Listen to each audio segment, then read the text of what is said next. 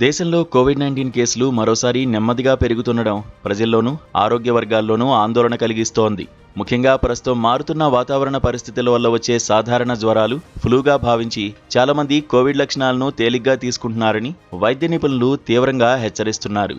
ఇలాంటి ప్రాథమిక లక్షణాలను నిర్లక్ష్యం చేయడం వల్ల వైరస్ కుటుంబ సభ్యులకు, ఇతరులకు అత్యంత వేగంగా వ్యాపించే ప్రమాదం ఉందని వారు స్పష్టం చేస్తున్నారు. ఏ చిన్న అనుమానాస్పద అనారోగ్య లక్షణం కనిపించినా సొంతంగా మందులు వాడే ప్రయత్నం చేయకుండా వెంటనే వైద్యులను సంప్రదించి పరీక్షలు చేయించుకోవడం ఎంతో ఉత్తమమని సూచిస్తున్నారు.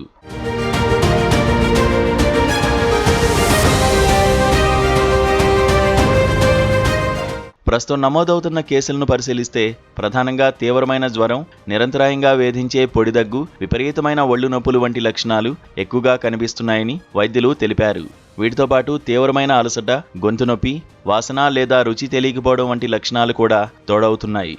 ఈ తరహా లక్షణాలు కనిపించిన వెంటనే ఏమాత్రం ఆలస్యం చేయకుండా ఇతరులకు దూరంగా ఉండాలని స్పష్టం చేస్తున్నారు. సకాలంలో స్పందించి ఐసోలేట్ కావడం ద్వారా మన కుటుంబ సభ్యులను, సమాజాన్ని ఈ వైరస్ వ్యాప్తి నుండి రక్షించవచ్చని వైద్య వర్గాలు చెబుతున్నాయి.